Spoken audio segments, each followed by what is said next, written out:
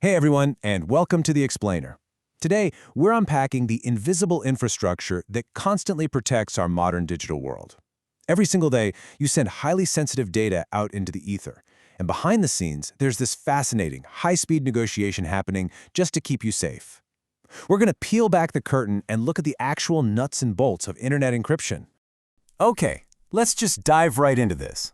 Picture this. You're sitting at a local coffee shop on their public Wi-Fi, and you visit PayPal, or maybe your online banking site. You type in your password, your credit card number, your identity details. How exactly does your browser send that incredibly sensitive information across the internet without an attacker just snatching it right out of the air? Well, to answer that, we've got a quick roadmap for today. First, we'll look at the internet security problem. Next, we'll introduce our technological heroes, SSL and TLS. Then, establishing digital trust, a breakdown of the actual TLS handshake, and finally, securing the modern web. Let's get going. All right, Section 1, the Internet Security Problem, or really the sheer danger of open communication. See, when you hit send, your data doesn't just magically teleport from your laptop straight to a server. It bounces through your Wi-Fi network, your internet service provider, a massive maze of routers, internet exchanges, and huge data centers. Normally, if a sensitive message like "my password 123" travels entirely in the open, it can be read by anyone observing that path. The stakes there are immediate and enormous. But encryption transforms that readable text into completely random, meaningless characters. If an attacker intercepts your traffic, all they see is this unreadable gibberish. Only the intended systems can actually decode it. So how do we actually apply this kind of encryption to the web? That brings us to Section 2. Enter SSL and TLS, the real heroes of this story. First up, we've got SSL, which stands for Secure Sockets Layer.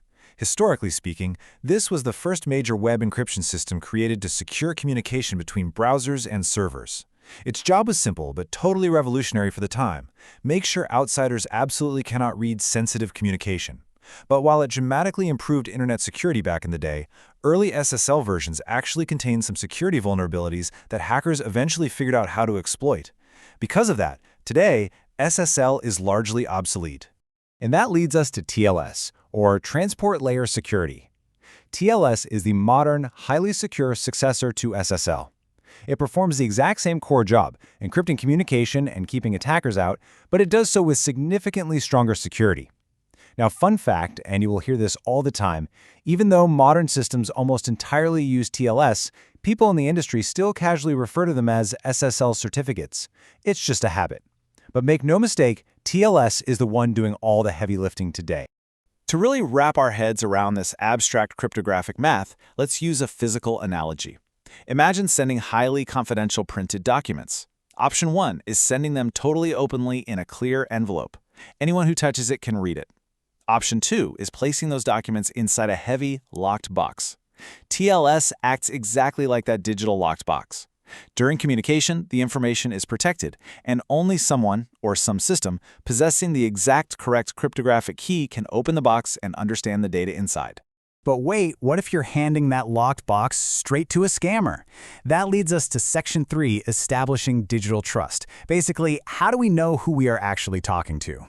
You see, HTTPS relies on TLS for encryption, but honestly, encryption alone is completely useless if you're talking to an imposter. Let me pose this to you. Suppose you type Amazon shopping into your browser. How does your computer actually know that the server responding on the other end is genuinely Amazon and not some fake clone website created by an attacker trying to steal your credit card? The answer to that is a digital certificate. You can really just think of this as an online identity document, kind of like a digital passport. It definitively proves that a website genuinely belongs to the organization claiming ownership. These certificates contain incredibly important information: the domain name, the identity of the organization, public cryptographic details, and a strict validity period. Your browser absolutely demands to see this certificate to establish trust before it sends even a single byte of sensitive data. But, well, that immediately raises another logical question, right? I mean, I could print myself a fake passport in my basement.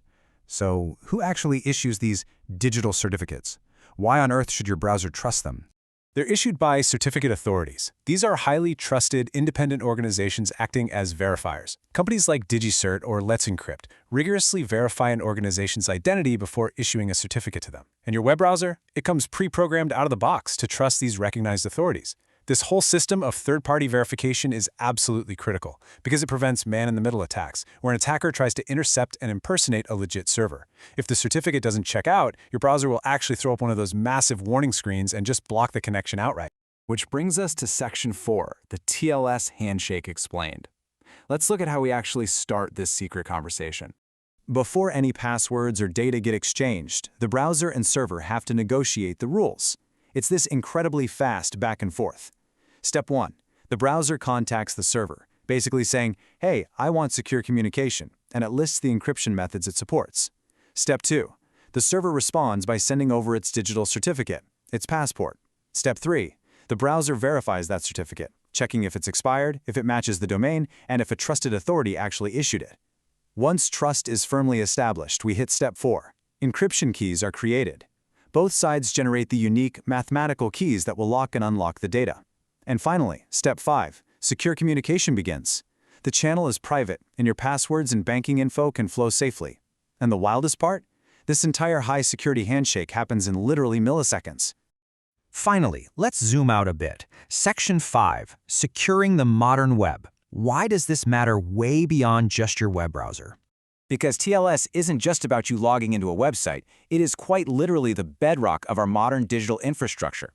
Let's look at how this scales into the cloud. Modern applications are constantly exchanging data through APIs, payment APIs, cloud APIs across AWS, Azure, Google Cloud. Think about modern Kubernetes deployments, cluster authentication, secret management, and hundreds of microservices constantly chatting with one another. All of this business-critical data is moving continuously, and it is entirely dependent on TLS to protect it. Without TLS, cloud-native infrastructure simply could not exist securely. Now, before we wrap up, I want to clear up a few common beginner mistakes I see all the time. First off, thinking HTTPS itself encrypts data. It doesn't. It relies entirely on TLS underneath to do the actual encrypting. Second, assuming SSL and TLS are exactly the same thing. Remember, TLS is the modern, secure replacement. Third, ignoring certificate validation.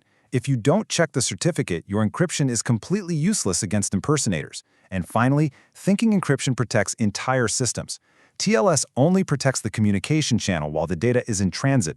It absolutely does not protect a poorly secured server from being hacked directly. So why should you care? Well, grasping these nuances is an absolute game changer for your career. If you're stepping into cloud engineering, cybersecurity, DevOps, API engineering, or site reliability engineering, TLS is foundational knowledge. Networking and cybersecurity are deeply intertwined, and security teams are constantly monitoring these exact systems to prevent an expired certificate or a weak encryption standard from causing a catastrophic data breach. To wrap things up, every single time you use the internet, there are these invisible cryptographic systems working overtime behind the scenes to protect your communication. TLS really is the unsung hero of our digital lives. But you know, TLS is just one part of how data moves safely.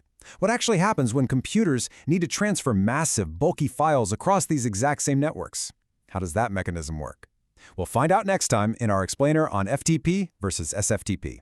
Until then, next time you log into an app, ask yourself, do you know exactly who holds the key to your locked box? Thanks for hanging out with me for this explainer, and keep questioning the tech around you.